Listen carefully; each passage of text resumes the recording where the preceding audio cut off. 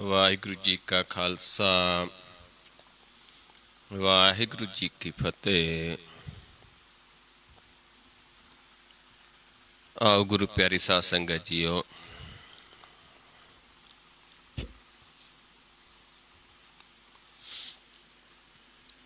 ਆਓ ਸਾਰੇ ਸੰਗਤ ਰੂਪ ਦੇ ਵਿੱਚ ਜੁੜ ਕੇ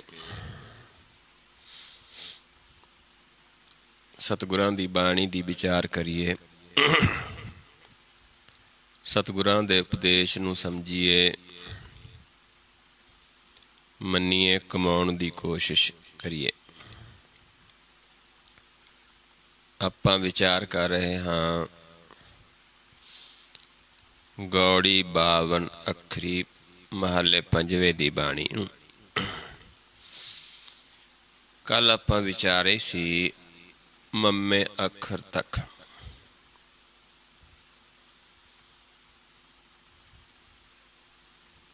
ਅੱਜ ਆਪਾਂ ਇਸ ਤੋਂ ਅੱਗੇ ਸ਼ੁਰੂ ਕਰਾਂਗੇ।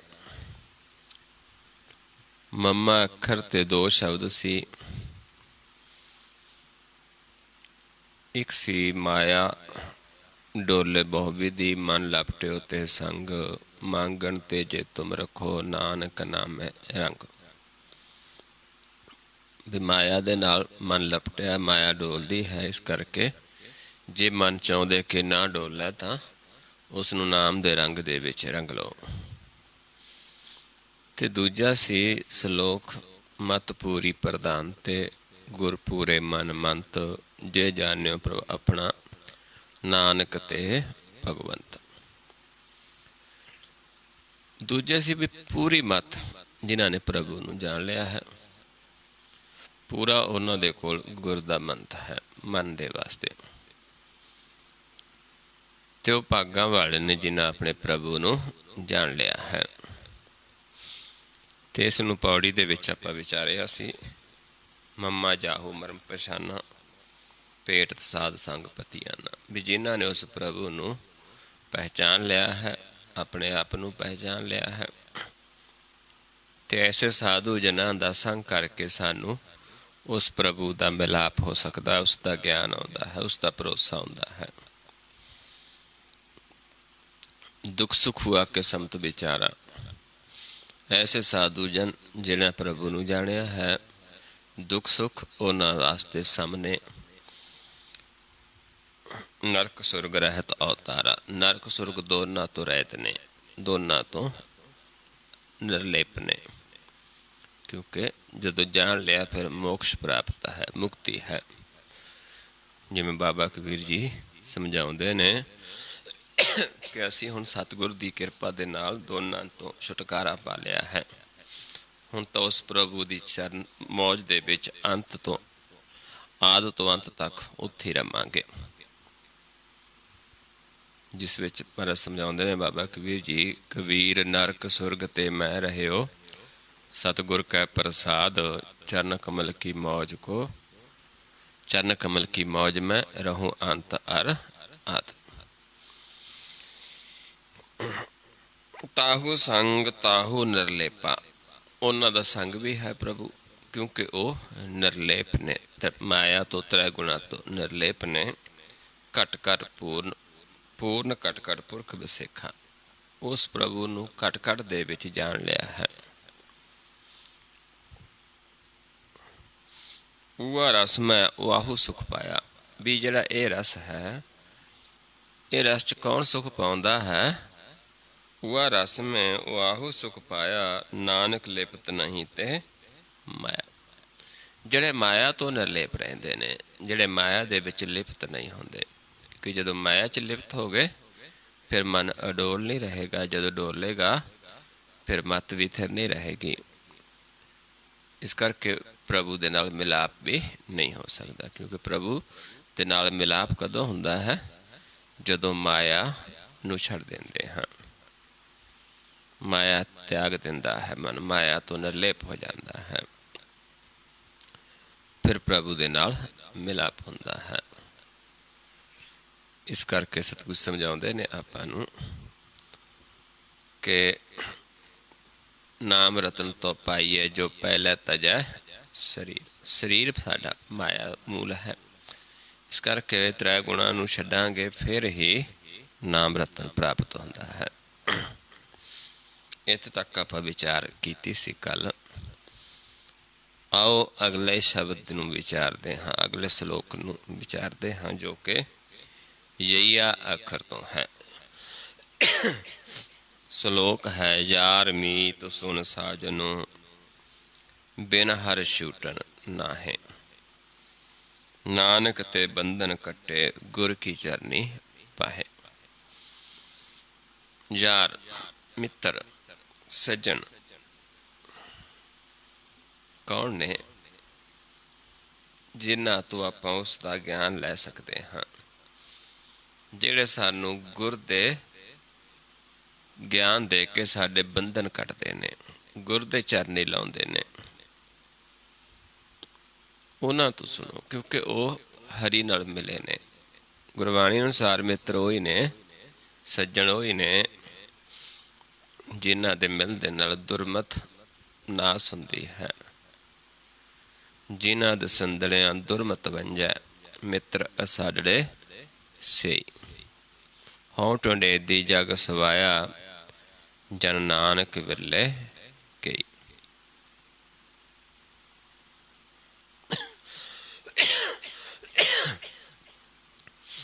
ਇਸ ਕਰਕੇ ਸਤਿਗੁਰੂ ਸਮਝਾਉਂਦੇ ਨੇ, ਕਿਉਂਕਿ ਉਹ ਪ੍ਰਭੂ ਨੂੰ ਮਿਲੇ ਨੇ, ਉਹ ਪ੍ਰਭੂ ਦੇ ਨਾਲ ਜੋੜਨਗੇ, ਗੁਰ ਦੇ ਚਰਨਾਂ ਨਾਲ ਜੋੜ ਕੇ ਪ੍ਰਭੂ ਦੇ ਨਾਲ ਮਿਲਾਪ ਕਰਨਗੇ। ਛੁਟਕਾਰਾ ਕਿਸ ਨੇ ਕਰਨਾ? ਸਾਡਾ ਉਸ ਪ੍ਰਭੂ ਨੇ। ਇਸ ਕਰਕੇ ਪ੍ਰਭੂ ਦੀ ਸ਼ਰਨ ਵਿੱਚ ਗਏ ਹਾਂ, ਅਸੀਂ ਛੁੱਟ ਨਹੀਂ ਸਕਦੇ। ਇਸ ਕਰਕੇ ਉਹਨਾਂ ਜੀਵਾਂ ਨੂੰ ਸੁਣੋ ਜਿਹੜੇ ਸਾਨੂੰ ਗੁਰ ਦੇ ਚਰਨਾਂ ਨਾਲ ਜੋੜਦੇ ਨੇ। ਉਹੀ ਅਸਲੀ ਸੱਜਣ ਨੇ, ਉਹੀ ਮਿੱਤਰ ਨੇ।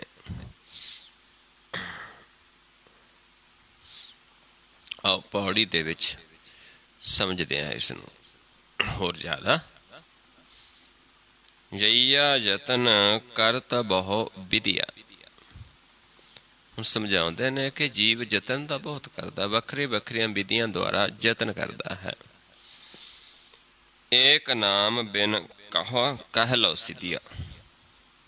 ਪਰ ਇੱਕ ਨਾਮ ਤੋਂ ਬਿਨਾਂ ਇਸ ਦੇ ਵਿੱਚ ਸਾਨੂੰ ਸਿੱਧੀ ਨਹੀਂ ਪ੍ਰਾਪਤ ਹੁੰਦੀ, ਇਸ ਦੇ ਵਿੱਚ ਸਾਨੂੰ ਸਫਲਤਾ ਪ੍ਰਾਪਤ ਨਹੀਂ ਹੁੰਦੀ। ਪ੍ਰਭੂ ਮਿਲਾਪ ਦੀ ਆਪਣੀਆਂ ਯਤਨਾਂ ਦੇ ਨਾਲ, ਆਪਣੇ ਤਰੀਕਿਆਂ ਦੇ ਨਾਲ ਜੇ ਕਰਾਂਗੇ ਯਤਨ, ਸਾਨੂੰ ਸਫਲਤਾ ਨਹੀਂ ਪ੍ਰਾਪਤ ਹੁੰਦੀ।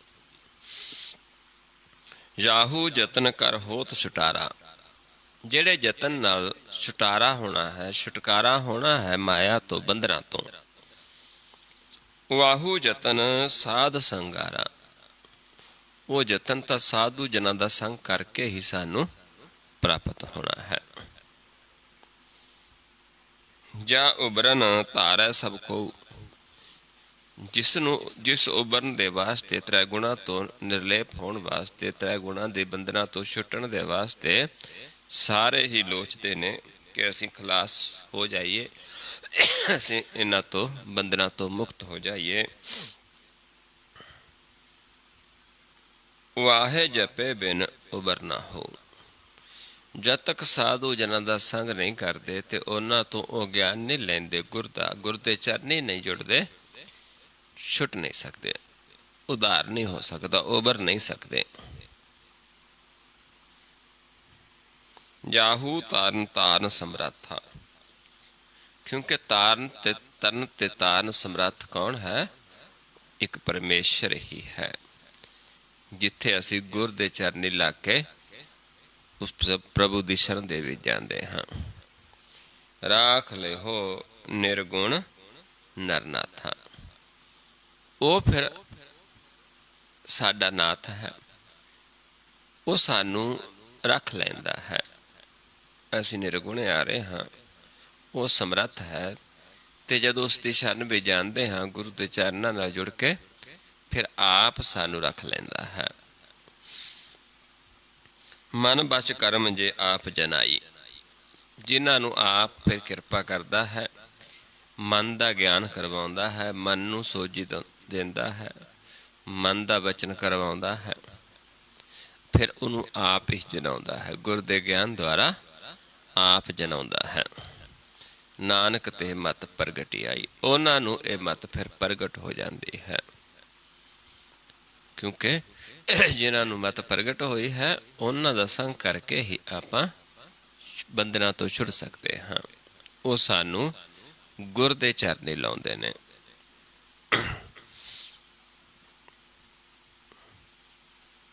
ਆਓ ਅਗਲਾ ਸ਼ਲੋਕ ਹੈ ਰਾਰੇ ਅੱਖਰ ਤੇ।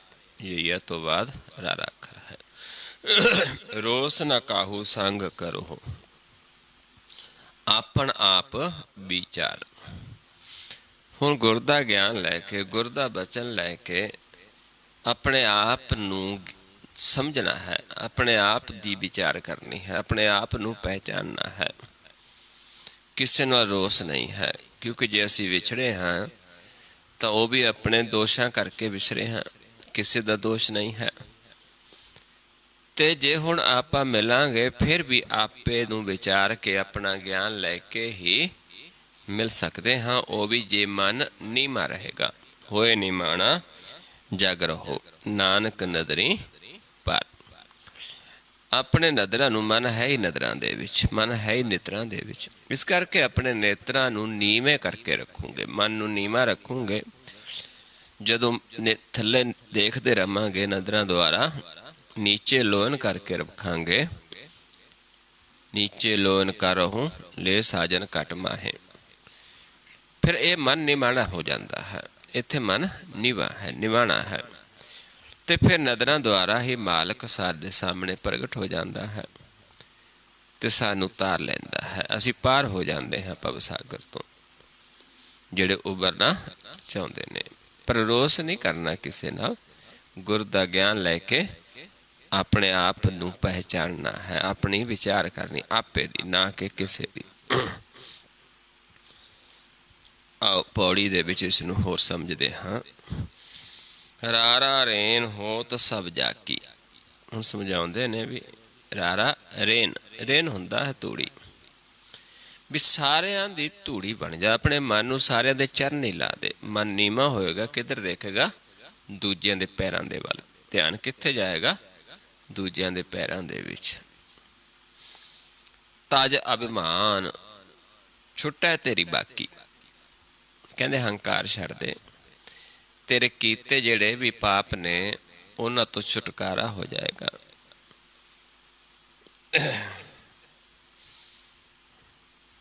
ਰਣ ਦਰਗਹਿ ਤੌਸੀ ਜੈ ਪਾਈ।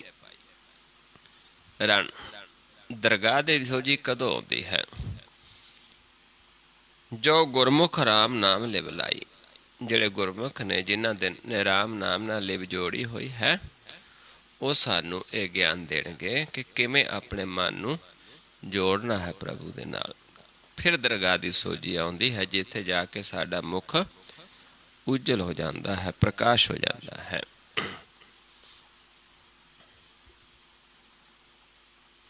ਰਹਿਤ ਰਹਿਤ ਰਹਿ ਜਾਏ ਬੇਕਾਰਾ।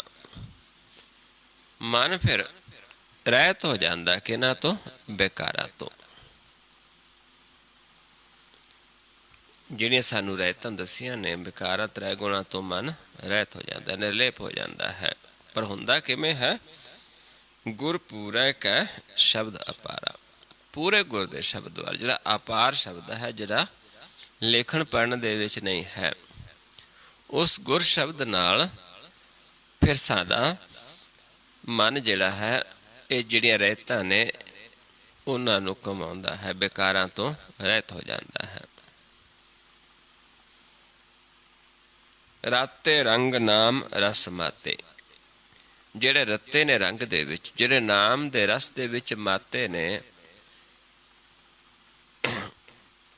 ਮਸਤ ਨੇ, ਨਾਨਕ ਹਰ ਗੁਰ ਕੀਨੀ ਦਾਤੇ।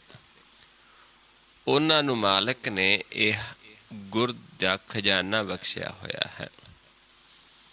ਆਪ ਮਾਲਕ ਨੇ ਇਹ ਖਜ਼ਾਨਾ ਦਿੱਤਾ ਹੈ, ਆਪ ਪ੍ਰਭੂ ਦਾ ਦਿੱਤਾ ਹੋਇਆ ਹੈ। ਭਗਤ ਜਨਾ ਕੋ ਬਰਤਨ ਨਾਮ, ਸੰਤ ਜਨਾ ਕੈ ਮਨ ਬਿਸਰਾਮ। ਹਰ ਕਾ ਨਾਮ ਦਾਸ ਕੀ ਓਟ, ਹਰ ਕੇ ਨਾਮ ਉਦਰੇ ਜਨ ਕੋਟ।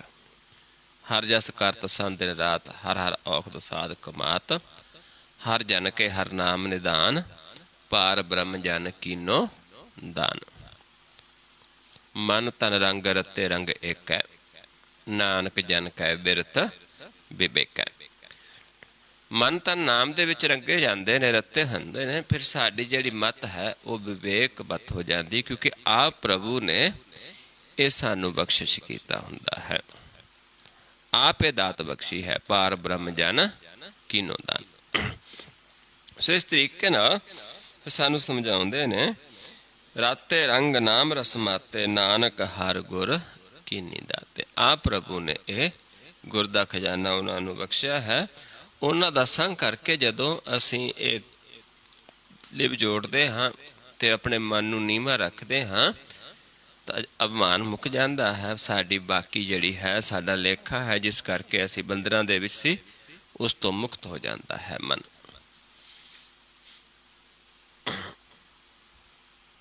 ਆਓ ਅਗਲਾ ਸ਼ਲੋਕ ਹੈ, ਅਗਲਾ ਅੱਖਰ ਹੈ ਲੱਲਾ, ਜਈਆ ਰਾਰਾ ਲੱਲਾ।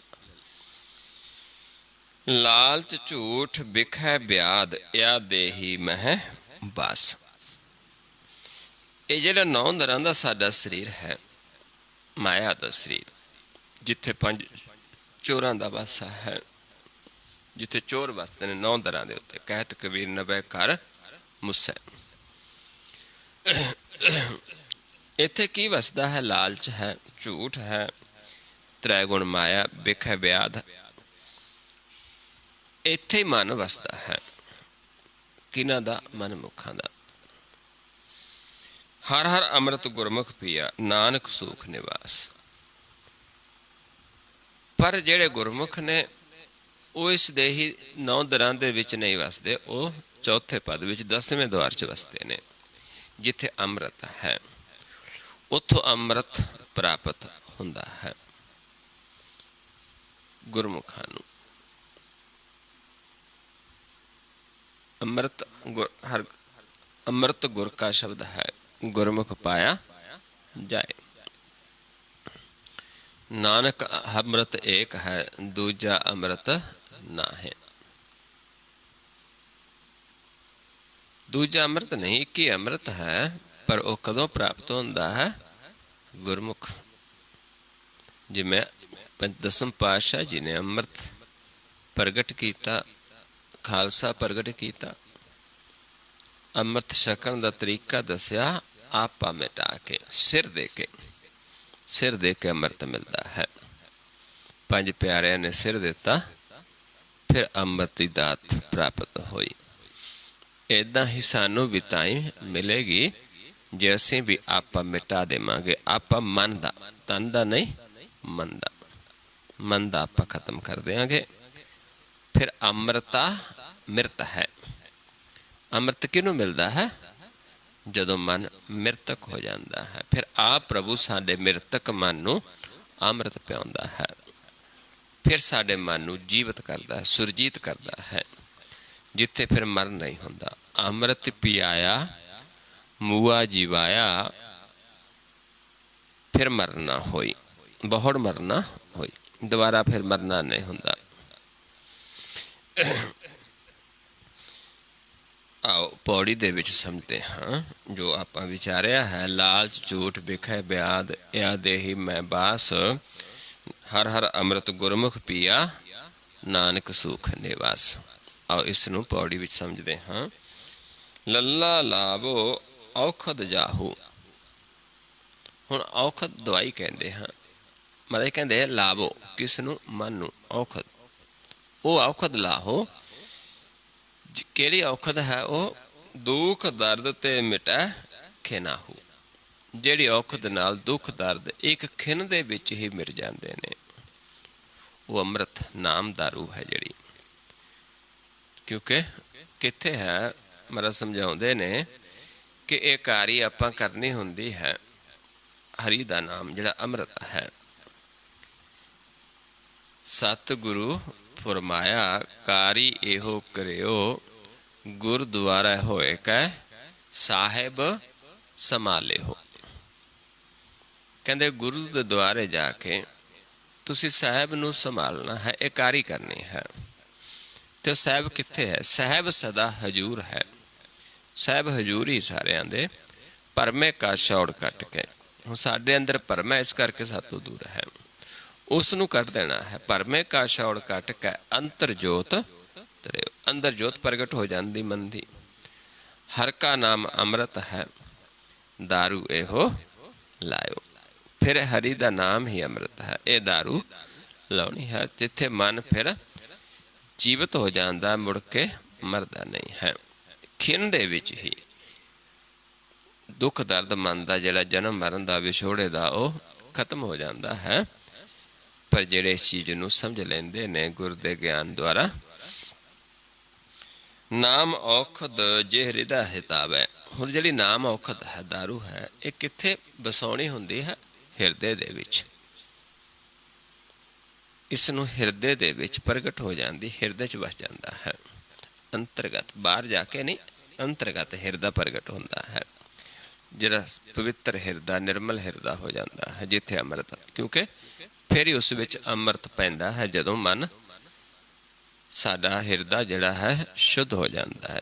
ਜਿਨ੍ਹਾਂ ਨਾਨਕ ਗੁਰਮੁਖ ਹਿਰਦਾ ਸ਼ੁੱਧ ਹੈ, ਹਰ ਭਗਤ ਹਰ ਲੀਜੈ। ਇਸ ਨੂੰ ਜਦੋਂ ਹਿਰਦੇ ਦੇ ਵਿੱਚ ਵਸਾ ਲੈਂਦੇ ਹਾਂ, ਤਾਹੇ ਰੋਗ ਸੁਪਨੇ ਨਹੀਂ ਆਵੈ। ਉਸ ਨੂੰ ਰੋਗ ਫਿਰ ਸੁਪਨੇ ਵਿੱਚ ਨਹੀਂ ਆਉਂਦਾ। ਕਿਹੜਾ? ਵਿਛੋੜੇ ਦਾ, ਭੁੱਖ ਦਾ। ਦੁੱਖ ਵਿਛੋੜਾ, ਇੱਕ ਦੁੱਖ ਭੂਖ, ਇੱਕ ਦੁੱਖ ਸਖਤ ਵਾਰ ਜਮਤੂਤ, ਜਮਾਂ ਦਾ ਡਰ। ਇਹ ਚੀਜ਼ਾਂ ਉਸ ਨੂੰ ਸੁਪਨੇ ਵਿੱਚ ਵੀ ਨਹੀਂ ਆਉਂਦੀਆਂ। ਹਰ ਔਖਦ ਸਭ ਘਟ ਹੈ ਭਾਈ। ਤੇ ਫਿਰ ਮਹਾਰਾਜ ਸਮਝਾਉਂਦੇ ਨੇ ਕਿ ਜਿਹੜੀ ਹਰੀ ਔਖਦ ਹੈ, ਨਾਮ ਔਖਦ ਹੈ, ਹਰੀ ਮਨ ਦੇ ਵਾਸਤੇ ਦਾਰੂ ਹੈ, ਜਿਹੜੀ ਦਵਾ ਹੈ, ਸਾਰਿਆਂ ਦੇ ਵਿੱਚ ਵਸਤ ਹੈ। ਸਾਰਿਆਂ ਦਾ 10 ਦੁਆਰਾਂ ਦਾ ਸਰੀਰ ਹੈ, 10ਵੇਂ ਦੁਆਰ ਦੇ ਵਿੱਚ ਸਾਰਿਆਂ ਦੇ ਵਿੱਚ ਹੈ। ਗੁਰ ਪੂਰੇ ਬਿਨ ਬਿਦ ਨਾ ਬਣਾਈ। ਪਰ ਪੂਰੇ ਗੁਰ ਤੋਂ ਬਿਨਾਂ ਹੋਰ ਕੋਈ ਬਿਦ ਨਹੀਂ ਹੈ ਕਿ ਸਾਨੂੰ ਉਹ ਪ੍ਰਾਪਤ ਹੋ ਜਾਵੇ। ਪ੍ਰਾਪਤ ਹੋਣੀ ਹੈ ਪੂਰੇ ਗੁਰ ਤੋਂ।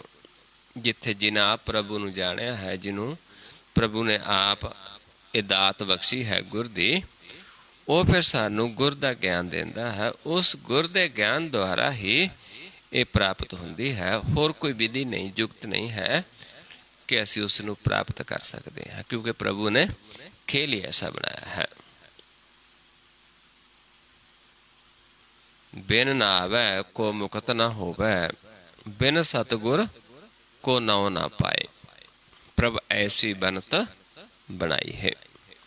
ऐसी बनत बनाई प्रभु ने, ऐसी विधि बनाई, ऐसा कानून बनाया है अपने घर का कि पूरे गुर तो बिना सानू प्राप्त नहीं होनी। हालांकि सारियां दे अंदर है, सारियां दे हिरदे विच है, पर हिरदे दा ज्ञान ही ना होने करके सानू ये प्राप्त नहीं होंदी। गुर पूरा संजम कर दिया। जे पूरा गुर सानू ये दे देवे, ज्ञान विधि दस देवे, तरीका दस देवे, जुगत दस देवे, नानक तो फिर दुख ना थिया। उसनू फिर दुख नहीं आएगा। वो जन्म मरण तो 84 लाख जूना तो नरक भोगन तो बच जाएगा। ऐसा दुख उसनू नेड़े नहीं आएगा। विछोड़ा उसनू नहीं लगेगा। जमा का डर उसनू नहीं सताएगा। भुख उसनू नहीं होएगी। ये सारी जदों ये दुआए ये औखद जिहड़ी है प्राप्त हो जाती है।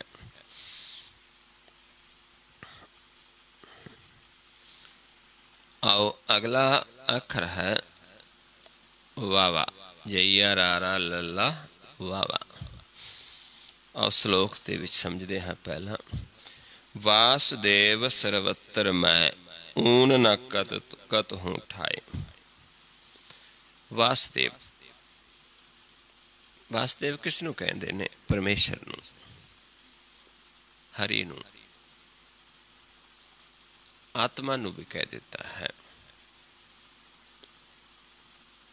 एक कृष्णं सर्वदेवा, देव देवा ता आत्मा, आत्मा वासुदेव स जे को जाने प्यो।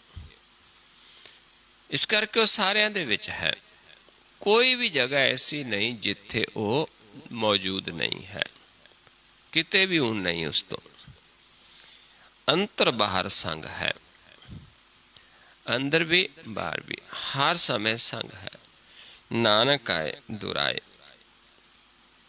ਫਿਰ ਕਿਉਂ ਅਸੀਂ ਉਸ ਨੂੰ ਦੂਰ ਸਮਝਦੇ ਹਾਂ? ਅਸੀਂ ਵਿਛੜੇ ਕਿਉਂ? ਅਸੀਂ ਉਸ ਤੋਂ ਦੂਰ ਕਿਉਂ ਹਾਂ? ਜੋ ਕਿ ਕੋਈ ਐਸੀ ਜਗ੍ਹਾ ਹੀ ਨਹੀਂ ਜਿੱਥੇ ਨਹੀਂ ਹੈ। ਅੰਦਰ ਵੀ ਹੈ, ਬਾਹਰ ਵੀ, ਹਰ ਥਾਂ ਤੇ ਹੈ, ਫਿਰ ਵੀ ਉਸ ਤੋਂ ਦੂਰ ਹਾਂ ਕਿਉਂ ਹਾਂ? ਕਿਉਂਕਿ ਅਸੀਂ ਉਹ ਗਿਆਨ ਨਹੀਂ ਲਿਆ ਜਿਹਦੇ ਦੁਆਰਾ ਸਾਡਾ ਭਰਮ ਖਤਮ ਹੋਣਾ ਹੈ। ਕਿਉਂ ਸਾਤੋਂ ਦੂਰ ਹੈ ਤੇ ਕਿਵੇਂ ਆਪਾਂ ਉਸ ਨੂੰ ਮਿਲ ਸਕਦੇ ਹਾਂ? ਆਓ ਪੌੜੀ ਸਮਝਦੇ ਹਾਂ। ਵਾਵਾ ਵੈਰ ਨਾ ਕਰੀਏ ਕਾਹੂ। ਕਹਿੰਦੇ ਕਿਸੇ ਦੇ ਨਾਲ ਵੈਰ ਨਾ ਕਰੀਏ, ਕਿਸੇ ਦੇ ਨਾਲ ਵੀ ਵੈਰ ਨਾ ਕਰੀਏ। ਕਿਉਂ ਨਾ ਕਰੀਏ? ਘਟ ਘਟ ਅੰਤਰ ਬ੍ਰਹਮ ਸਮਾਹੂ। ਸਾਰਿਆਂ ਦੇ ਘਟ ਘਟ ਦੇ ਵਿੱਚ ਬ੍ਰਹਮ ਸਮਾਇਆ ਹੈ। ਸਾਰੇ ਉਸੇ ਦੇ ਅੰਸ਼ ਹਾਂ। ਸਾਰਿਆਂ ਦੇ ਅੰਦਰ ਉਸੇ ਪ੍ਰਭੂ ਦੀ ਜੋਤ ਹੈ। ਸਾਰਿਆਂ ਦੇ ਅੰਦਰ ਆ ਅਵਸਥਾ ਹੈ। ਘਟ ਘਟ ਦੇ ਵਿੱਚ ਆ ਅਵਸਥਾ ਹੈ। ਘਟ ਘਟ ਮੈਂ ਹਰ ਜੂ ਵਸੈ, ਸੰਤਨ ਕਹੋ ਪੁਕਾਰ। ਇਸ ਕਰਕੇ ਕੋਈ ਜਗ੍ਹਾ ਹੀ ਨਹੀਂ ਜਿੱਥੇ ਨਹੀਂ ਹੈ। ਇਸ ਕਰਕੇ ਕਿਸੇ ਨਾਲ ਵੈਰ ਨਾ ਕਰੀਏ। ਬਾਵਾ ਵੈਰ ਨਾ ਕਰੀਏ ਕਾਹੂ, ਘਟ ਘਟ ਅੰਤਰ ਬ੍ਰਹਮ ਸਮਾਹੂ। ਵਾਸਦੇਵ ਜਲ ਥਲ ਮੈਂ ਰਵਿਆ। ਵਾਸਦੇਵ ਪਰਮੇਸ਼ਰ ਜਲ ਵਿੱਚ ਵੀ ਹੈ, ਥਲ ਵਿੱਚ ਵੀ, ਮਈਲ ਹਰ ਥਾਂ ਤੇ ਹੈ। ਗੁਰ ਪ੍ਰਸਾਦ ਵਿਰਲੇ ਹੀ ਗਵਿਆ। ਪਰ ਵਿਰਲੇ ਨੇ ਉਸ ਨੂੰ ਪਾਇਆ ਹੈ, ਜਾਣਿਆ ਹੈ। ਜਾਣਿਆ ਕਿਵੇਂ ਹੈ? ਗੁਰ ਦੀ ਕਿਰਪਾ ਦੁਆਰਾ, ਗੁਰ ਦੀ ਸੇਵਾ ਦੁਆਰਾ, ਗੁਰ ਦੀ ਦਇਆ ਦੁਆਰਾ। ਪੂਰੇ ਗੁਰ ਦਾ ਗਿਆਨ ਲੈ ਕੇ, ਉਸ ਨੂੰ ਮਨ ਵਿੱਚ ਵਸਾ ਕੇ, ਉਸ 'ਤੇ ਭਰੋਸਾ ਕਰਕੇ, ਉਸ ਦੀ ਸੇਵਾ ਕਰਕੇ, ਫਿਰ ਕਿਸੇ ਵਿਰਲੇ ਨੇ ਉਸ ਨੂੰ ਜਾਣਿਆ ਹੈ। ਬੈਰ ਵਿਰੋਧ ਮਿਟੇ ਤਿਹ ਮਨ ਤੇ। ਜਿਹਨੇ ਜਾਣ ਲਿਆ ਉਸ ਪ੍ਰਭੂ ਨੂੰ, ਉਸ ਦੇ ਅੰਦਰੋਂ ਬੈਰ ਵਿਰੋਧ ਮਿਟ ਜਾਂਦੇ ਨੇ। ਉਹ ਕਿਸੇ ਨਾਲ ਵੈਰ ਨਹੀਂ ਕਰਦਾ, ਵਿਰੋਧ ਨਹੀਂ ਕਰਦਾ। ਪਰ ਹੈ ਕਿਹੜਾ? ਹਰ ਹਰ ਕੀਰਤਨ ਗੁਰਮੁਖ ਜੋ ਸੁਣਤੇ। ਜਿਹੜੇ ਹਰੀ ਦਾ ਕੀਰਤਨ, ਗੁਰ ਦਾ ਗਿਆਨ ਲੈਂਦੇ ਨੇ, ਮੁਖ ਤੋਂ ਗੁਰ ਲੈਂਦੇ ਨੇ ਤੇ ਗੁਰ ਨੂੰ ਮਨ ਵਿੱਚ ਵਸਾ ਲੈਂਦੇ ਨੇ, ਤੇ ਉਹਨਾਂ ਦੇ ਅੰਦਰੋਂ ਵੈਰ ਵਿਰੋਧ ਮਿਟ ਜਾਂਦਾ ਹੈ। ਵਰਨ ਚਿਹਨ ਸਗਲੇ ਤੇ ਰਹਿਤਾ। ਪਰ ਉਹ ਕੀਰਤਨ ਜਿਹੜਾ ਕਰਨ ਵਾਲਾ, ਉਹ ਹਰੀ ਦਾ ਗਿਆਨ ਦੇਣ ਵਾਲਾ ਹੈ, ਉਹ ਕਿਹੋ ਜਿਹਾ ਹੋਣਾ ਚਾਹੀਦਾ ਹੈ? ਵਰਨ ਚਿਹਨ ਸਗਲੇ ਤੇ ਰਹਿਤਾ।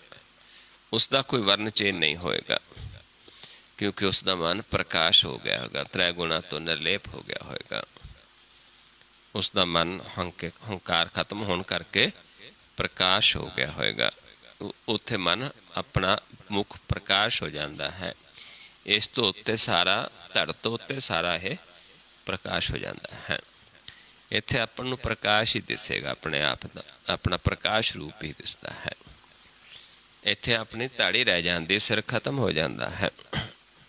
ਆਪਣੇ ਆਪ ਨੂੰ ਦੇਖਾਂਗੇ, ਪ੍ਰਕਾਸ਼ ਹੀ ਨਜ਼ਰ ਆਏਗਾ। ਮਤਲਬ ਕਹਿੰਦੇ ਜਿਹੜੀ ਇਹ ਅਵਸਥਾ ਚਲੇ ਜਾਂਦਾ ਹੈ ਜੀਵ, ਨਾਨਕ ਹਰ ਹਰ ਗੁਰਮੁਖ ਜੋ ਕਹਿਤਾ। ਜੋ ਗੁਰਮੁਖ ਹਰੀ ਦਾ ਗਿਆਨ ਦਿੰਦਾ ਹੈ, ਉਸ ਦਾ ਕੋਈ ਵਰਨ ਚਿਹਨ ਨਹੀਂ ਹੋਏਗਾ। ਫਿਰ ਉਸ ਤੋਂ ਅਸੀਂ ਗਿਆਨ ਲੈ ਕੇ, ਕੀਰਤਨ ਸੁਣ ਕੇ, ਗੁਰ ਦਾ ਗਿਆਨ ਲੈ ਕੇ, ਸਾਡੇ ਅੰਦਰੋਂ ਬੈਰ ਵਿਰੋਧ ਮਿਟ ਜਾਏਗਾ। ਜੇ ਖੁਦ ਹੀ ਜੀ ਬੈਰ ਵਿਰੋਧ ਦੇ ਵਿੱਚ ਹੈ, ਉਹ ਦੂਜਿਆਂ ਨੂੰ ਵੀ ਬੈਰ ਵਿਰੋਧ ਵਿੱਚ ਹੀ ਪਾਏਗਾ। ਜਿਸ ਦਾ ਆਪਣਾ ਬੈਰ ਵਿਰੋਧ ਖਤਮ ਹੈ, ਉਸ ਦਾ ਫਿਰ ਦੂਜਿਆਂ ਦਾ ਵੀ ਨਾਲ ਵੀ ਉਹ ਬੈਰ ਵਿਰੋਧ ਨਹੀਂ ਕਰਦਾ।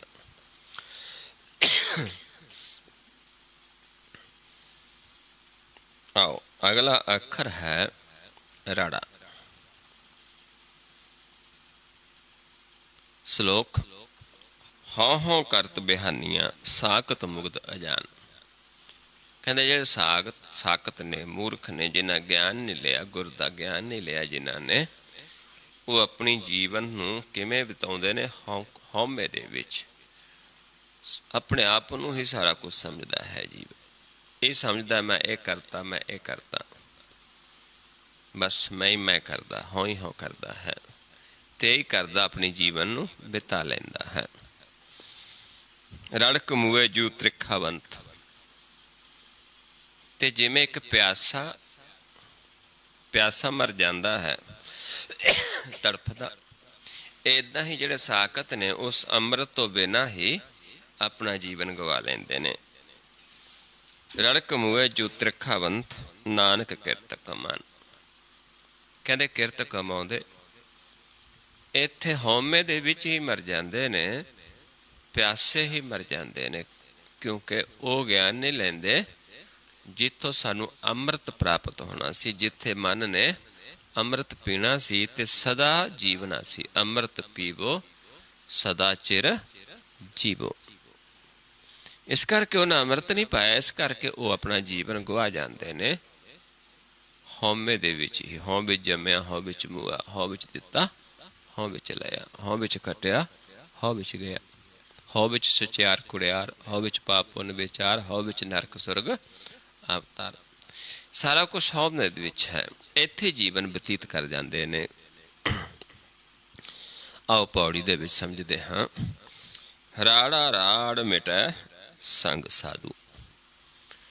ਹੁਣ ਜਿਹੜੀ ਰਾੜ ਹੈ, ਹਉਮੈ ਹੈ ਜੀਵ ਦੇ ਅੰਦਰ, ਜਿੱਥੇ ਮੈਂ ਹੀ ਮੈਂ ਕਰਦਾ ਹੈ, ਹਉ ਹੀ ਹਉ ਹੈ, ਉਹ ਮਿਟ ਜਾਂਦੀ ਹੈ। ਪਰ ਕਦੋਂ? ਜਦੋਂ ਸਾਧੂ ਜਨਾਂ ਦਾ ਸੰਗ ਕਰਦਾ ਹੈ। ਕਰਮ ਧਰਮ ਤਤ ਨਾਮ ਅਰਾਧੂ। ਕਰਮ ਧਰਮ ਕੀ ਹੈ ਸਾਡਾ? ਤਤ ਨਾਮ ਨੂੰ ਅਰਾਧਨਾ, ਤਤ ਦਾ ਗਿਆਨ ਲੈਣਾ। ਸਾਧੂ ਜਨਾਂ ਦਾ ਸੰਗ ਕਰਕੇ ਜਦੋਂ ਤਤ ਦਾ ਗਿਆਨ ਲੈਂਦੇ ਹਾਂ, ਨਾਮ ਨੂੰ ਅਰਾਧਦਾ ਹੈ ਜੀਵ, ਫਿਰ ਹੀ ਅਸਲੀ ਕਰਮ ਧਰਮ ਦੀ ਉਸ ਨੂੰ ਸੋਝੀ ਆਉਂਦੀ ਹੈ। ਨਹੀਂ ਤਾਂ ਹੋਰ ਹੀ ਕਰਦਾ ਹੀ, ਕਰਮ ਕਰਦੇ ਦੇ ਵਿੱਚ ਹੀ ਜੀਵ ਆਪਣਾ ਬਤੀਤ ਜੀਵਨ ਗਵਾ ਜਾਂਦਾ ਹੈ, ਮਰ ਜਾਂਦਾ ਹੈ। ਪਰ ਜਿਹੜਾ ਅਸਲੀ ਮਰਨਾ ਮੰਨਦਾ ਸੀ, ਮੁਕਤ ਹੋਣਾ ਸੀ, ਅੰਮ੍ਰਿਤ ਪਾਉਣਾ ਸੀ, ਉਸ ਨੂੰ ਗਿਆਨ ਨਹੀਂ ਹੈ, ਕਿਉਂਕਿ ਸਾਕਤ ਹੈ, ਮੂਰਖ ਹੈ। ਰੂੜੋ ਜੇ ਵਸਿਓ ਰਿਦ ਮਾਹੀ।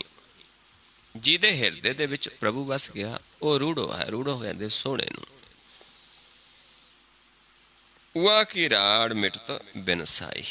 ਕਿਉਂਕਿ ਉਸ ਦੀ ਹਉਮੈ ਜਿਹੜੀ ਹੈ ਅੰਦਰ, ਉਹ ਖਤਮ ਹੋ ਗਈ ਹੈ, ਬਿਨਸ ਗਈ ਹੈ। ਇਸ ਕਰਕੇ ਉਹਦੇ ਹਿਰਦੇ ਚ ਆ ਵਸਿਆ ਹੈ, ਉਹ ਰੂੜੋ ਹੈ, ਉਹ ਸੋਹਣਾ ਹੈ।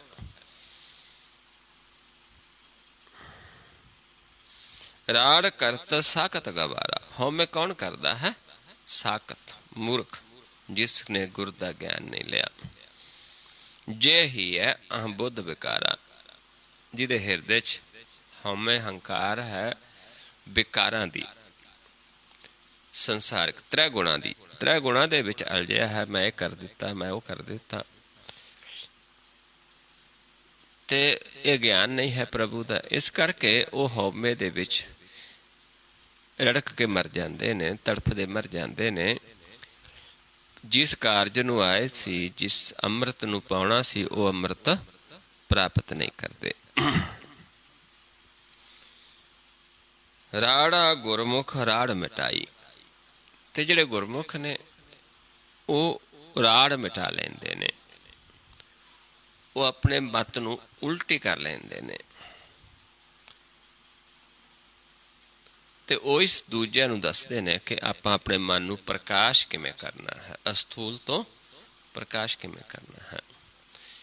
ਇੱਕ ਨਿਮਕ ਦੇ ਵਿੱਚ ਹੀ ਸਮਝ ਆ ਜਾਂਦੀ, ਜਿਹੜੇ ਜੀਵ ਇਹ ਸਮਝਣਾ ਚਾਹੁੰਦੇ ਨੇ। ਨਿਮਕ ਮਾਹੇ ਨਾਨਕ ਸਮਝਾਈ। ਇੱਕ ਛਿਨ ਦਾ ਗਿਆਨ ਹੈ, ਸਮ ਕੀਤਾ, ਅੰਤਰਗਤ ਜਾਣ ਦਾ ਗਿਆਨ ਲੈ ਲਿਆ, ਮਨ ਦਾ ਆਪਾ ਖਤਮ ਹੋ ਜਾਂਦਾ ਹੈ, ਅੰਮ੍ਰਿਤ ਪ੍ਰਾਪਤ ਹੋ ਜਾਂਦਾ ਹੈ। ਇੱਕ ਨਿਮਕ ਦੇ ਵਿੱਚ ਸਮਝ ਆ ਜਾਂਦੀ ਹੈ। ਪਰ ਉਹ ਉਹਨਾਂ ਤੋਂ ਜਿਹੜੇ ਗੁਰਮੁਖ ਨੇ, ਜਿਨ੍ਹਾਂ ਆਪਣੇ ਅੰਦਰੋਂ ਇਹ ਰਾੜ ਮਿਟਾ ਲਈ ਹੈ, ਜਿਨ੍ਹਾਂ ਦੇ ਹਿਰਦੇ ਦੇ ਵਿੱਚ ਆਪ ਪ੍ਰਭੂ ਬਸ ਗਿਆ ਹੈ, ਜਿਨ੍ਹਾਂ ਨੂੰ ਸਾਧੂ ਕਹਿ ਦਿੱਤਾ ਹੈ, ਉਹਨਾਂ ਦਾ ਸੰਗ ਕਰਕੇ ਹੀ ਇਹ ਰਾੜ ਖਤਮ ਹੁੰਦੀ ਹੈ।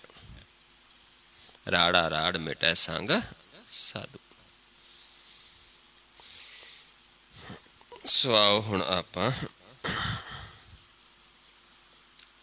ਇੱਥੇ ਤੱਕ ਸਮਾਪਤ ਕਰ ਦਿੰਦੇ ਹਾਂ।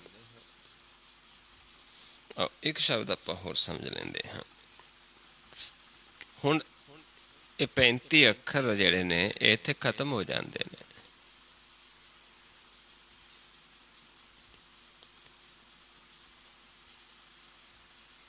ਪੰਜ 10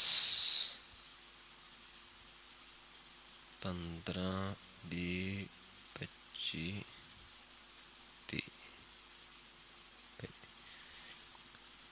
ਇੱਥੋਂ ਹੁਣ ਇੱਕ ਅੱਖਰ ਆਉਂਦੇ ਨੇ ਫਿਰ, ਜਿਵੇਂ ਸੱਸੇ ਪੈਰ ਵਿੰਦੀ, ਖੱਖੇ ਪੈਰ ਵਿੰਦੀ। ਇੱਥੇ ਫਿਰ ਸਮਝਣ ਦੇ ਵਾਸਤੇ ਫਿਰ ਸੱਸਾ ਸ਼ਬਦ ਆ ਗਿਆ ਹੈ। ਆਓ ਸ਼ਲੋਕ ਦੇ ਵਿੱਚ ਕੀ ਸਮਝਾਉਂਦੇ ਨੇ?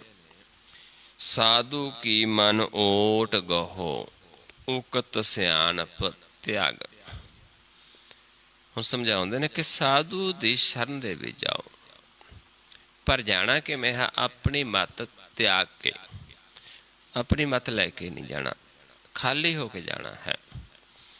ਗੁਰ ਦੀਖਿਆ ਜੇ ਮਨ ਵਸੈ, ਨਾਨਕ ਮਸਤਕ ਭਾਗ। ਫਿਰ ਆਪਣੀ ਮੱਤ ਤਿਆਗ ਕੇ ਜਾਊਂਗੇ ਸਾਧੂ ਦੀ ओर, ਫਿਰ ਸਾਧੂ ਸਾਨੂੰ ਗੁਰ ਦਾ ਗਿਆਨ ਦੇਣਗੇ, ਕਿਉਂਕਿ ਉਹਨਾਂ ਦੇ ਮਨ ਵਿੱਚ ਵਸੀ ਹੈ ਮਸਤਕ ਭਾਗ। ਜਿਨ੍ਹਾਂ ਦੇ ਮਨ ਵਿੱਚ ਫਿਰ ਗੁਰ ਦੀਖਿਆ ਵਸ ਜਾਂਦੀ, ਉਹ ਬੜੇ ਭਾਗੇ ਨੇ, ਕਿਉਂਕਿ ਉਹਨਾਂ ਦੇ ਹੀ ਵਸਦੀ ਹੈ ਜਿਹੜੇ ਭਾਗਾਂ ਵਾਲੇ ਜੀਵ ਨੇ, ਜਿਨ੍ਹਾਂ ਦੇ ਪ੍ਰਭੂ ਨੇ ਮਸਤਕ ਤੇ ਭਾਗ ਪਾਏ ਨੇ। ਤੇ ਜਾਂਦੇ ਵੀ ਧਿਆਨ ਕਿੱਥੇ ਹੈ? ਮਸਤਕ ਦੇ ਸਾਹਮਣੇ।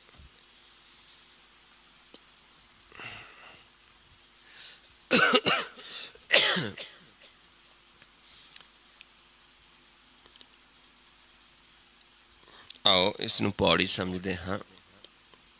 ਸੱਸਾ ਸਰਨ ਪਰੇ ਅਬਹਾਰੇ, ਸ਼ਾਸਤਰ ਸਿਮਰਤ ਵੇਦ ਵਿਚਾਰੇ। ਪੌੜੀ ਸਮਝਾਉਂਦੇ ਨੇ, ਕਹਿੰਦੇ ਸ਼ਾਸਤਰ ਸਿਮਰਤ ਵੇਦ ਵਿਚਾਰੇ, ਵਿਚਾਰ ਕੇ ਦੇਖੇ ਹਾਰ ਗਏ, ਹੁਣ ਸ਼ਰਨ ਚਾਹੇ ਕਿਹਨਾਂ ਦੀ? ਸਾਧੂ ਜਨਾਂ ਦੀ। ਸੋਧਤ ਸੋਧਤ ਸੋਧ ਵਿਚਾਰਾ, ਕਹਿੰਦੇ ਸੋਧ ਕੇ ਦੇਖਿਆ, ਵਿਚਾਰ ਕਰਕੇ ਦੇਖ ਲਿਆ, ਬਿਨ ਹਰ ਭਜਨ ਨਹੀਂ ਛੁਟਕਾਰਾ। ਕਿਉਂਕਿ ਸਿਮਰਤ ਸ਼ਾਸਤਰ ਪੜ੍ਹਿਆਂ ਨਾਲ ਮੁਕਤ ਨਹੀਂ ਹੋਣਾ, ਛੁਟਕਾਰਾ ਨਹੀਂ ਹੋਣਾ। ਛੁਟਕਾਰਾ ਹੋਣਾ ਹੈ ਪ੍ਰਭੂ ਦੀ ਭਗਤੀ ਕਰਕੇ, ਪਰ ਭਗਤੀ ਗੁਰ ਤੋਂ ਬਿਨਾਂ ਨਹੀਂ ਹੁੰਦੀ। ਸਾਸ ਸਾਸ ਹਮ ਭੂਲਣ ਹਾਰੇ, ਅਸੀਂ ਤਾਂ ਹਰ ਸਵਾਸ ਨਾਲ ਭੁੱਲਣ ਹਾਰ ਹਾਂ। ਤੁਮ ਸਮਰੱਥ ਅਗੰਤ ਅਪਾਰੇ, ਤੇ ਪ੍ਰਭੂ ਸਮਰੱਥ ਹੈ, ਅਪਾਰ ਹੈ, ਅਗੰਤ ਹੈ, ਅਸੀਂ ਭੁੱਲਣ ਹਾਰ ਹਾਂ। ਇਸ ਕਰਕੇ ਜਦ ਤੱਕ ਉਹਦੀ ਸ਼ਰਨ ਵਿੱਚ ਨਹੀਂ ਜਾਂਦੇ, ਤੇ ਸ਼ਰਨ ਵਿੱਚ ਜਾ ਕੇ ਇਹ ਨਹੀਂ ਕਹਿੰਦੇ ਕਿ ਅਸੀਂ, ਸਾਨੂੰ ਕੋਈ ਗਿਆਨ ਨਹੀਂ, ਅਸੀਂ ਭੁੱਲਣ ਹਾਰ ਹਾਂ। ਤੂੰ ਸਮਰੱਥ ਹੈ। ਆਪਣੀ ਮੱਤ ਛੱਡ ਦਿੰਦੇ, ਆਪਣੇ ਆਪ ਨੂੰ ਮੂਰਖ ਸਮਝਦੇ, ਫਿਰ ਜਾ ਕੇ ਸ਼ਰਨ ਪਰੇ ਕੀ ਰਾਖ ਦਿਆਲਾ, ਕਿ ਹੇ ਪ੍ਰਭੂ ਅਸੀਂ ਤੇਰੀ ਸ਼ਰਨ 'ਚ ਆਏ ਹਾਂ, ਆਪਣੀ ਮੱਤ ਛੱਡ ਕੇ ਅਸੀਂ ਭੁੱਲਣ ਹਾਰ ਹਾਂ, ਪਰ ਤੂੰ ਸਮਰੱਥ ਹੈ। ਇਸ ਕਰਕੇ ਤੂੰ ਸਾਡੇ ਤੇ ਦਇਆ ਕਰ, ਆਪਣੇ ਸ਼ਰਨ ਆਇਆਂ ਦੀ ਸਾਡੀ ਲਾਜ ਰੱਖ।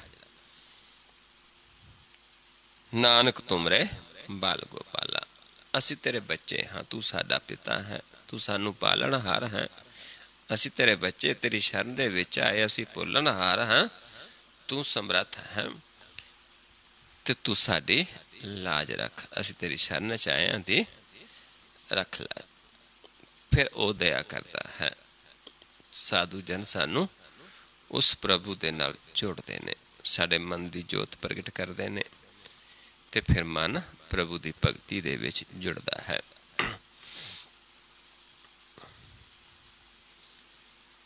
ਆਓ ਹੁਣ ਅੱਗੇ ਕੱਲ੍ਹ ਨੂੰ ਵਿਚਾਰਾਂਗੇ। ਆਓ ਹੁਣ ਆਪਾਂ ਨਾਲ ਨਾਲ ਉਹ ਧਿਆਨ ਲਾਈਏ ਜਿਸ ਧਿਆਨ ਦੁਆਰਾ ਅਸੀਂ ਛੁੱਟਣਾ ਹੈ, ਕਿਉਂਕਿ ਛੁੱਟ ਤਾਂ ਹੀ ਸਕਾਂਗੇ ਜੇ ਉਹ ਕਰਾਂਗੇ ਜਿਹੜਾ ਸਾਨੂੰ ਗੁਰਬਾਣੀ ਕਹਿੰਦੀ ਹੈ। ਜਈਆ ਜਾਰੋ ਦੁਰਮਤੋ, ਤਿਸੇ ਤਿਆਗ ਸੁਖ ਸਹਿਜੇ ਹੋ, ਜਈਆ ਜਾਏ ਪਰੋ ਸੰਤ ਸਰਨਾ, ਇਹ ਅਵਸਰ ਇਹ ਪਵਜਲ ਤਰਨਾ। ਜਈਆ ਨਾ ਜਨਮ ਨ ਆਵੇ ਸਹੁ, ਏਕ ਨਾਮ ਲੈ ਮਨੈ ਪ੍ਰਭੂ। ਜਈਆ ਜਨਮ ਨ ਹਾਰੀਐ, ਗੁਰਪੂਰੇ ਕੀ ਟੇਕ, ਨਾਨਕ ਤੇ ਸੁਖ ਪਾਇਆ ਜਾ ਕਾ ਹੀਰੈ ਏਕ। ਇਹ ਸ਼ਬਦ ਆਪਾਂ ਪਹਿਲਾਂ ਵਿਚਾਰਿਆ ਸੀ, ਪੂਰੇ ਹੁਣ ਨਹੀਂ ਵਿਚਾਰਿਆ ਹੈ। ਇਹ ਪਹਿਲਾਂ ਜਿਹੜੇ ਕੱਕੇ ਅੱਖਰ ਤੋਂ ਵੀ ਸ਼ੁਰੂ ਹੋਣ ਤੋਂ ਪਹਿਲਾਂ ਆਪਾਂ ਵਿਚਾਰਿਆ ਸੀ ਕਿ ਇੱਦਾਂ ਆਪਾਂ ਛੁੱਟ ਸਕਦੇ। ਹੁਣ ਵਿਚਾਰਿਆ ਹੈ, ਜਾਰ ਮੀਤ ਸੁਣ ਸਾਜਨੋ, ਬਿਰਹਰ ਛੂਟਣ ਨਾ ਹੈ, ਵੀ ਹਰੀ ਤੇ ਬਿਨਾਂ ਨਹੀਂ ਛੁੱਟ ਸਕਦੇ। ਨਾਨਕ ਤੇ ਬੰਧਨ ਕਟੈ, ਗੁਰ ਕੀ ਚਰਨੀ ਪਾਹੇ। ਇਸ ਕਰਕੇ ਆਪਾਂ ਨੂੰ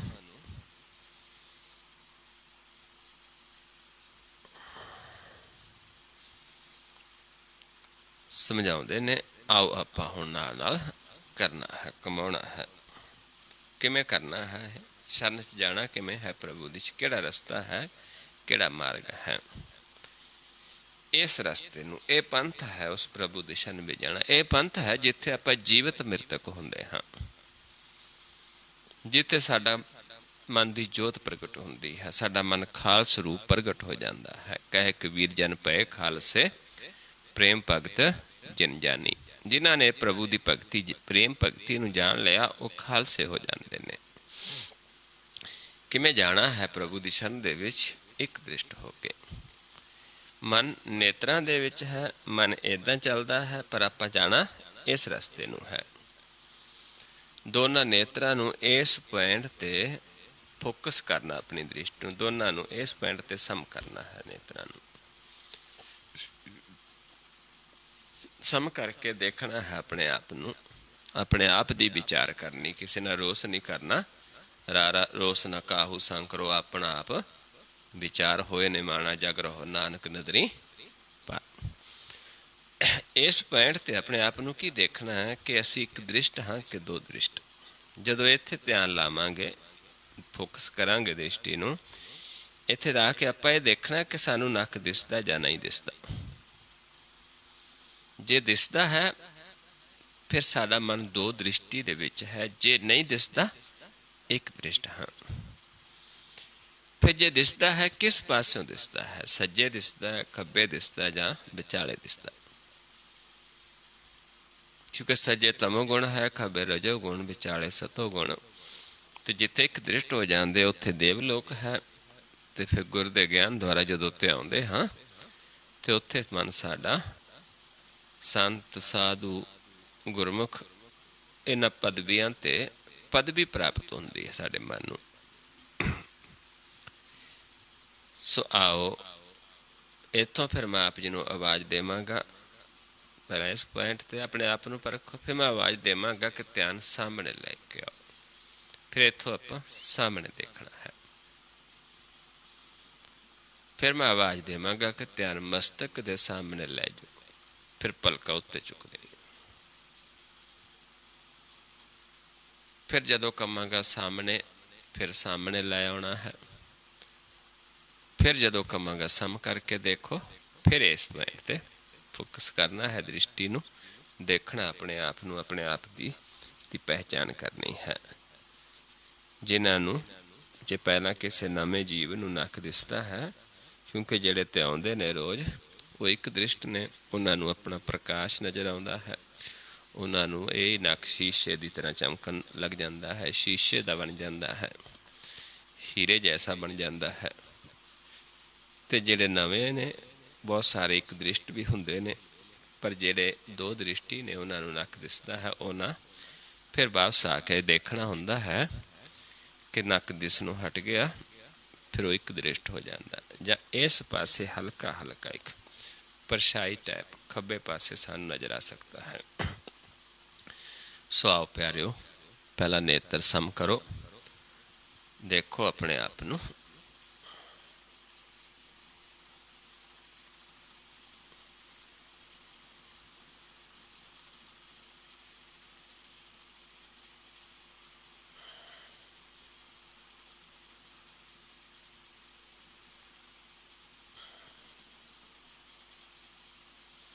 ਸਾਹਮਣੇ ਲੈ ਕੇ ਆਓ ਧਿਆਨ।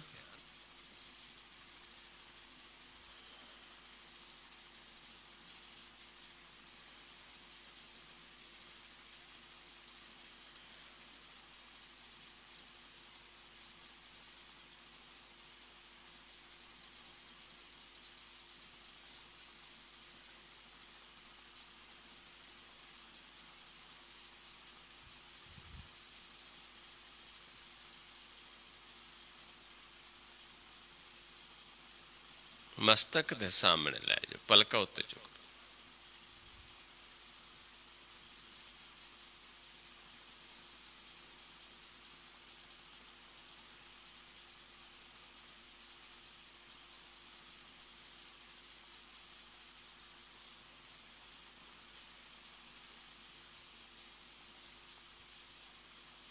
फिर सामने लेके आओ।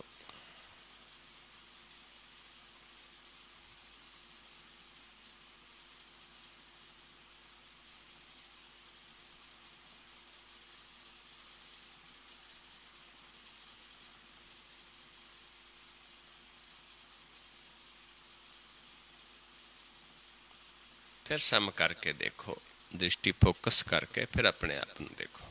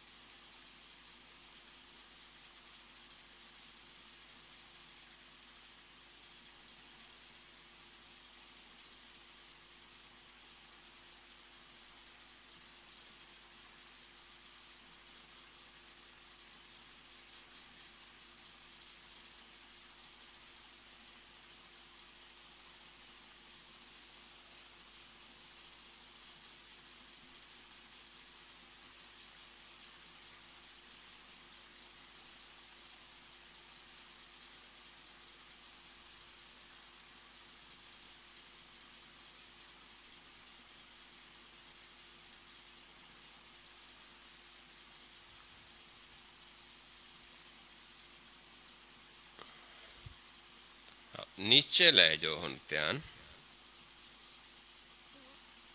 नीचे फर्श जो भी जिथे आप बैठे हाँ थले विछया है उस तो थोड़ा जा ऊपर देखने की कोशिश करनी है। चादर फर्श जो भी है थले विछया उस तो थोड़ा जा ऊपर देखने की कोशिश करनी है। रिलैक्स होके जिथे सानू प्रकाश अनुभव होना शुरू हो जाएगा। जल दी न्याई लहरां तरंगा अनुभव होने शुरू हो जाएगियां।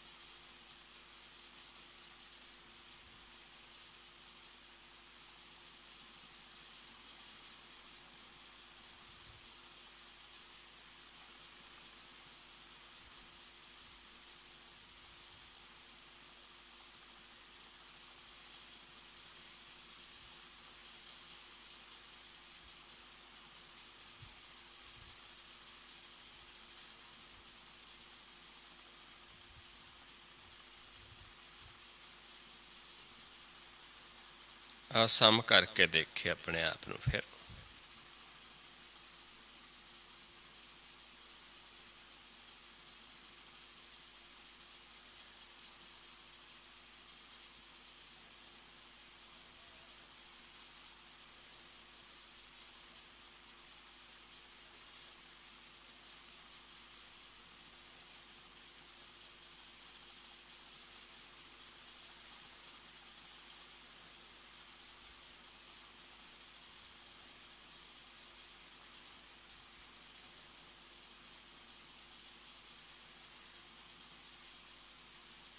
फिर नीचे लै जाओ ध्यान।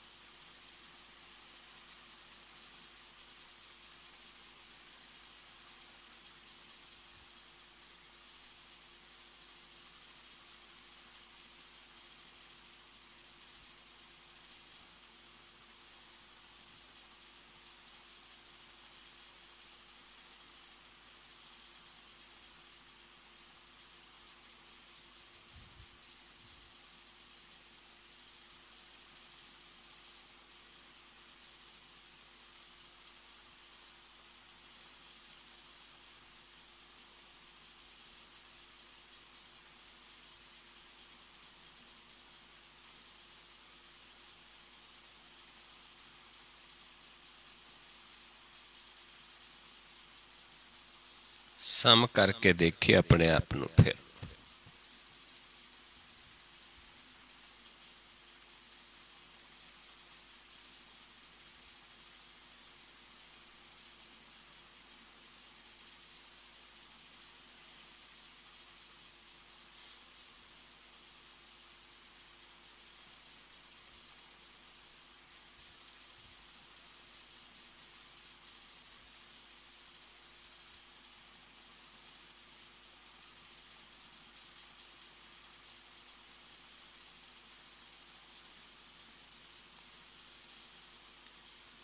फिर नीचे लै जाओ ध्यान।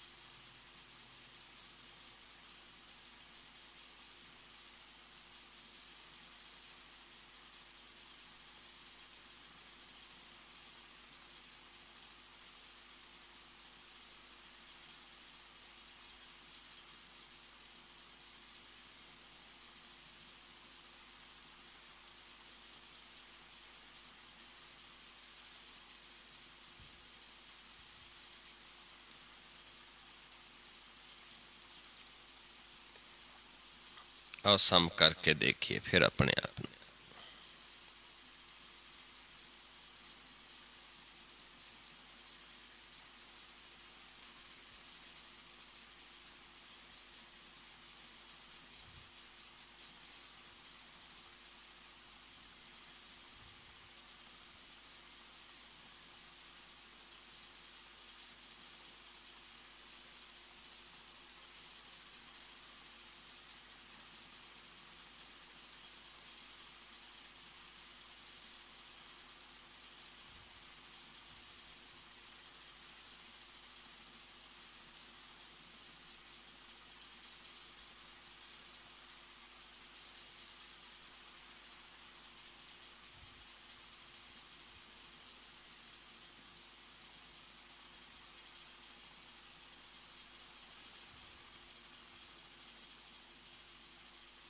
फिर नीचे ले जाओ ध्यान।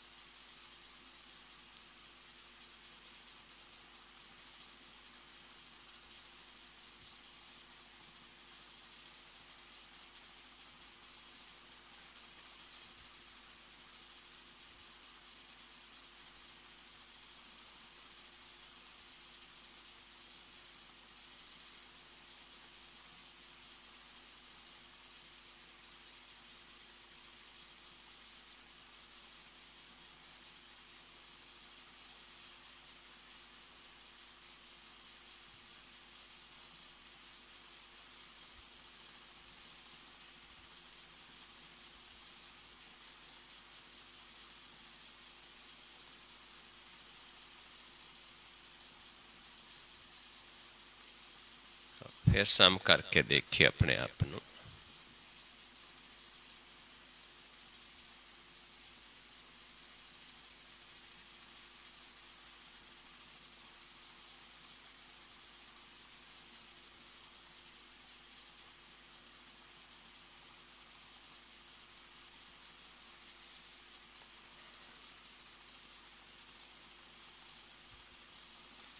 ਵਾਹਿਗੁਰੂ ਜੀ ਕਾ ਖਾਲਸਾ ਵਾਹਿਗੁਰੂ ਜੀ ਕੀ ਫਤਿਹ।